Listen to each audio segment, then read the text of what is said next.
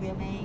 以他的目前的这个亚洲舞王、亚洲天王的身份，他不用上酒店，应该是都是在私人俱乐部里面玩。又来了。是很多朋友会帮他开趴，会约很多很漂亮的妹啊来啊。恭喜女人缘不断，中央蛮大声的哎。小姐柔柔，还有先前的安心雅、李玉芬和凯乐都曾传过绯闻。我男朋友就说，